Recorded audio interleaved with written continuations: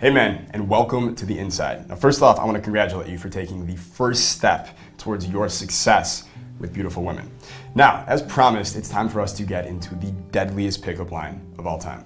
Now first of all, what you need to understand is why don't most pickup lines actually work? Why are they usually so made fun of in television, culture, media, everything? Is there pickup lines that actually do work? Well, of course, there is. First of all, we need to talk about why most of them don't work. The three major reasons why most pickup lines don't work is number one, they can come off really cheesy to a girl. All right, do girls like cheese? Not at all, not one bit. Unless it's cheddar, right? Exactly. On top of that, most pickup lines also come off really inauthentic. When you step to a woman and you're talking to her in a bar, a club, a restaurant, the gym, wherever, if she can feel that inauthenticity coming through, like you're in your head trying to think of what to say, it's an instant turnoff and she's not gonna be attracted to you. And then number three is that pickup lines are actually a low status behavior. Ouch. Okay? A high status male, which is what women are attracted to, in his mind, he's not worried about what she's gonna think of what he's saying, or he's not trying to come up with special things to say. He already knows he's a high status guy, he's got great things to say, he's got great stories to share. So of course he's just gonna share them, over and over, and he's not gonna have to think about it. If you're a guy who needs lines to talk to a girl, what does that say about you to her? Not confident. We can smell that from a mile away. Perfect. So don't do that. Instead, there are actually some lines that you can use, but they're not actual pickup lines that you're gonna use. Instead, what you wanna do are find certain kind of bait or hook or little lines that'll kind of reel her in and make her kind of intrigued and make her say, who is this guy? This guy is different, he's interesting, I wanna know more. And what I'm gonna share with you today is the most potent, most powerful pickup line in that form. Without any further ado, let's get to this demonstration right now. So here I am with Ashley and we're at a bar, let's say. We've been talking for a couple minutes, basic conversation. I came over, I introduced myself, she gave me her name, I guessed where she was from, I was wrong, we laughed about it. And now we've been talking for a couple minutes. And here's where the line comes in. So I'm gonna tell you what the line is right now and then you're gonna watch me demonstrate it here. So the line is simply, you're gonna look at her, okay? Now, what I want you to realize here before I actually say this line is that some of the behaviors I'm gonna tell you to emanate or to portray or to act out are things that a high status male would do naturally, okay? These are just certain behaviors you just haven't learned yet, so for now, we'll just put some training wheels on there, tell you what to do.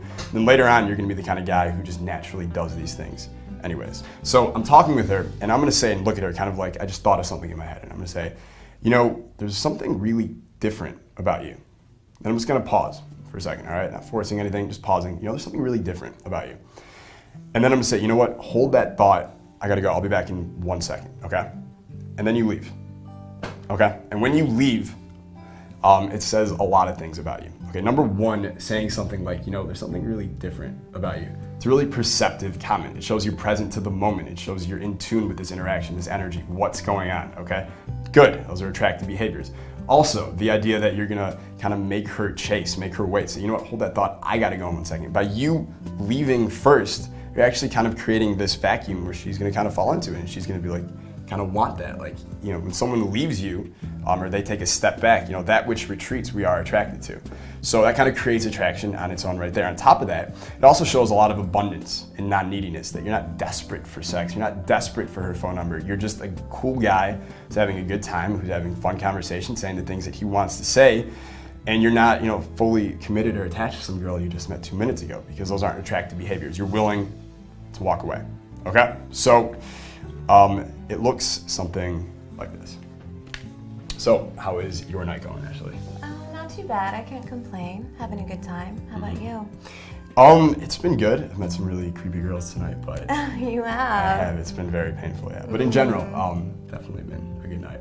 Well, good. There's something really different about you. Actually, hold that thought. I will be back in 1 second, all right?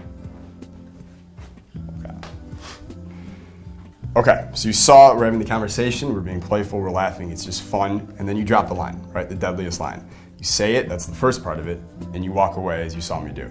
Now, when you come back, you're gonna come back first, or she's gonna come find you. Now, when you leave, you can go talk to your friends, go make a phone call, do whatever, just do something else. Most likely what's gonna happen is she's actually gonna come find you because she's really intensely curious about what it was that you noticed about her. Most guys are coming onto her like, like hawks on like their prey, and it's really uncomfortable for her, and they're kind of overwhelming her with all that energy. But instead, when you're the guy who makes this perceptive comment and then he walks away, you're creating, you're doing something totally different that she's never actually experienced or felt before. Okay? So a lot of times she will come back to you. If she doesn't, don't worry, you can just come find her 5, 10, 15 minutes later and continue the conversation. Now, when you do find her again, most likely she's going to ask you, what was it that you noticed about her? What was it that was different about her? Again, if she doesn't, you can just bring it right back up and say, hey, you know what? I left you hanging there, my bad. And then you go right back into it, okay? So, big question, of course, is what do you say when she wants to know what was it that you noticed that was different about her, okay? Now here, we're gonna kind of create some intrigue, okay? A little bit of intrigue, a little bit of mystery, have a little fun with it. And the reason we do that is when we build that intrigue and mystery about ourselves and she wants to know more, what we're doing is we're creating kind of a scenario where you can build a connection with this girl now. So if you're at a bar, you're at a club or whatever, and you're talking to a girl, you can get really physical and flirtatious, and sometimes you can do, we talk about the famous like 10-minute bathroom pulls or whatever, and that can happen once in a while. But most likely, the best way for you to get closer with that girl or go on a date with her or to have, a physical connection with her in any way is to build some type of emotional connection with her first, okay?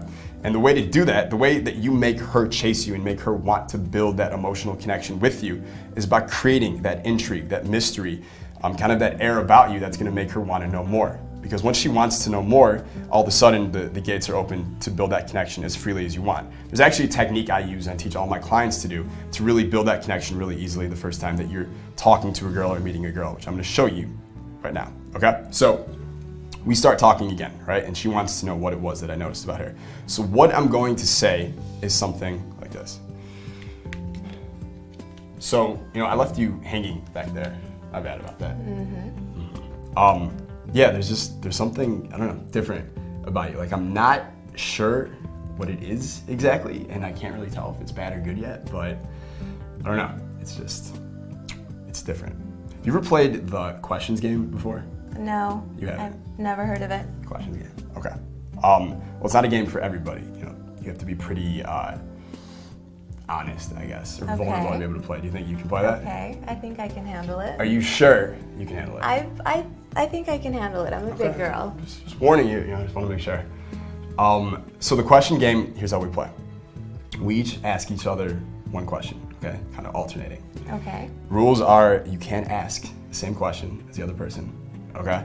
No yes or no questions, and no skeletons left in the closet. So whatever question the other person asks, okay, you have to answer. So I just, want to put it out there now that if you don't think you can handle it, we just want to play, okay? Let's do it. Okay.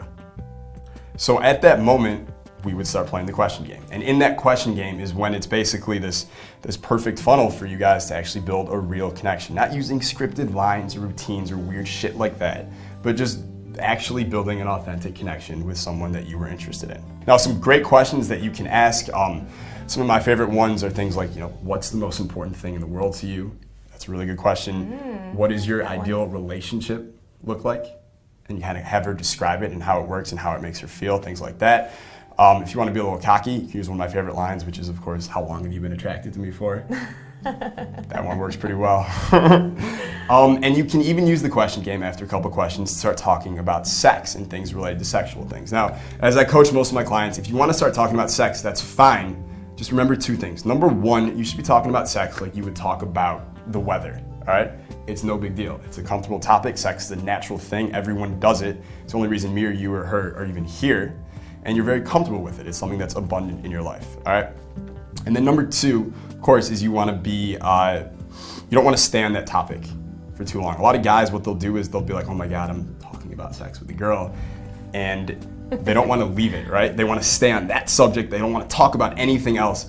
Be the guy who's bold enough and abundant enough to talk about sex for a couple minutes and then talk about something totally mundane or unrelated, right? And just be able to talk about all. Because if you're a confident, high status dude, you already know you can talk about sex and you can talk about other shit and then you can bring it back to sex should you want to, okay? So some questions you can use in the questions game to talk about sex. One of the great ways, if you're more of a shy guy and you don't want to just jump towards sex, ask a girl something like, what's your biggest turnoff? And she'll tell you. And that, of course, leads the way for you to ask the follow-up question, which is, of course, what's your biggest turn on? Okay, it's kind of an easy way to get in there. Also, things like, what do you enjoy most about sex? And kind of go deep into that. And as she describes the experience to you, you're gonna find she actually kind of gets turned on when she's doing it, all right? And then also you can ask things like, what's your hottest sexual experience, the craziest sexual experience you've ever had? What was your first time like? All those kinds of things.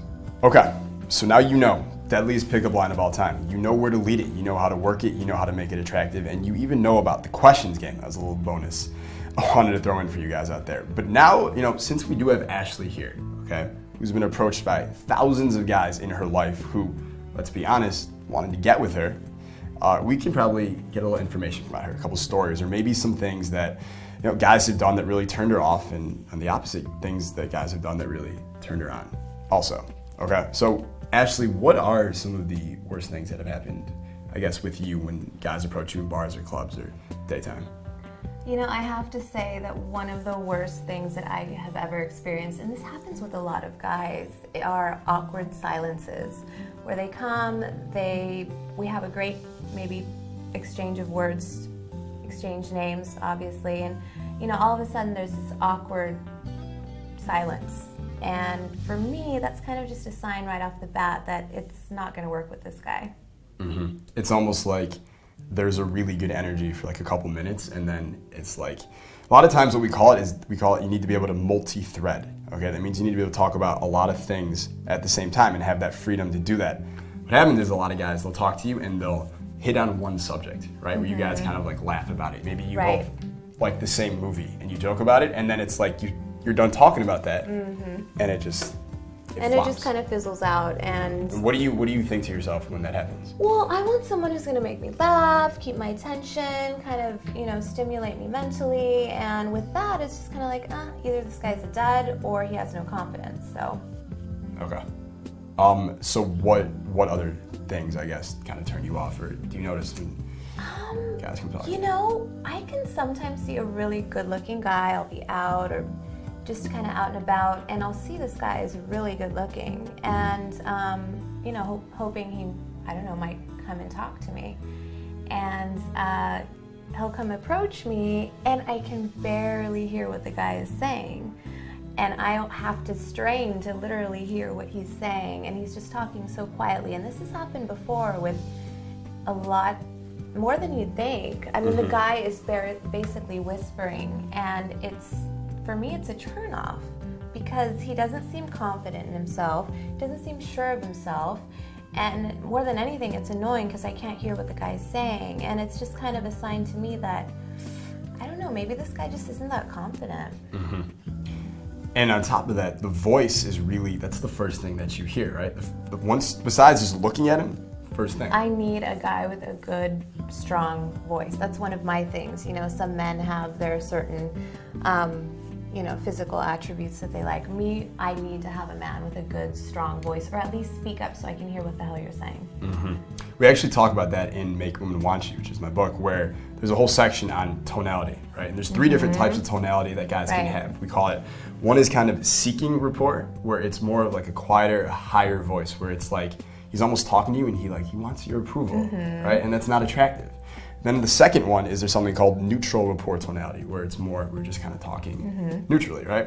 And the last one is called breaking rapport, which is the more masculine, more dominant kind of tonality, where it's kind of like the voice goes down when he's talking to you, and he's just like, hey, who are you? And it's kind of like it goes down, and it's firm, and it's strong, and it's masculine. And that is what we like, and that is exactly why I always, always, always recommend to all my guy friends, who are single especially, recommend your book to them, because that is so helpful and so important. I don't think guys realize how important voice actually is. And what's great about it is you don't have to, it's not about having great stories or always knowing the right thing to say. If you're just having boring, bland conversation, but the tonality is there in the voice. It makes a difference. It's not what you say, it's how you say it, definitely. Exactly. Very true. Okay, so those are 2. I like to do things in sets of 3. Is there anything else maybe when guys talk to you that's kind of a turnoff? Sometimes if I meet a guy and he comes up and introduces himself to me, there's a good conversation going. The whole touchy-feely octopus thing, or the timid, it's all in the way a guy touches me as well, especially if we're first meeting. I would rather a guy come pick me up, own it if he's going to go that far as to touch me when he first meets me, as opposed to the weird kind of clammy hands on my waist sneaking a feel or something like that. That's just disqualification, automatic. That's just gross. Well, what does that tell you? If he's going to touch you really awkwardly and kind of try and sneak things in, what does that tell you about what the sex is going to be like? I don't want to be anywhere near him, and I wouldn't touch him with a 10-foot pole. If he can't get it right, just casually in public, I'm not interested. At all. And a lot of times girls will feel that, right? If a guy actually touches them in a kind of powerful, dominant way, and like she said, and he really like owns it, right? And it's not any of this like weird kind of halfway touching. You either do it all the way, or you kind of hold it back and you make her want it more and you don't do it at all. All right, it's one or the other. But on top of that, subconsciously, when you do touch her in an awkward way, and here's the thing, dude, every guy at some point has touched a girl in an awkward way, whether it was when we were in high school or college. Like, it's a learning process. We all learn it. But when you do that, she actually subconsciously thinks to herself, she realizes that if she were to have sex with you, the sex would be shitty. You don't even know how to touch her in a bar. How are you going to know how to touch her in a bedroom? Okay? So I guess those would be the three main things. Are there any really, creepy stories or anything that you want to share with the guys just in case something like that, they've ever done it or they're thinking about trying something like that? I was at a networking event for work, and I came across this guy, and at networking events, that's what you do, you kind of meet people. And this guy approached me, and then he approached me again later on in the evening, and he was sweating profusely and noticeably. He was just really sweaty. And he asked me for my number in more than like a business card way. And I had to shut the guy down just because he just looked so nervous. Like, I didn't know whether to give him my phone number or get him a towel. It was just bad, really bad. You should have gotten him a towel. I think that would have been really fun. I think I got him a napkin. I seriously got him a napkin. So happy medium. So if you're going to be nervous and sweaty, the most you're going to get from a girl, it's a napkin, okay? If you're lucky. If you're lucky, you get a napkin for wiping sweat off and, whatever else you might be doing on a Saturday night with a napkin, okay? All right. Thank you, Ashley. Appreciate you sharing that stuff with us. You are so welcome. Guys, listen. I understand right now that you probably hate the idea of rejection and approaching and having those awkward pauses where you don't know what to say or what to do, okay? But from today on, you're never going to experience that again, okay? From today on, you're going to be confident with women. You're going to be secure in yourself. You're going to know what to say to her, what to do next, how to go for the kiss, when to go for the kiss. And in each of those phases, you're even going to know how she's going to respond, okay? Now, I used to think that success with women was something that some guys were born with and some guys weren't. There was nothing you could actually do about it. But that was until I dove really deep into the subject for years. And I realized success with women is just a skill. It's like riding a bike or learning how to drive. And you know how to do that, don't you? So let's get you this skill right now, okay? When you click the link below this video, you're gonna be taken to a secure private order form page where you're gonna get the chance to try my book today for a one-time 76% off discount. Now, even with your 76% off discount, you're still gonna be backed by my rock-solid 60-day money-back guarantee. Try the book, check it out, try my techniques, and watch how you begin to experience success with women that you never dreamed possible. Ashley, is there anything else that you want to add? Pretty much, guys. Just do yourself a favor. Stop being home alone on a Saturday night. Stop going to family parties without a date. This really, really works. Well, you heard her. So click the link below and let's get you started right now.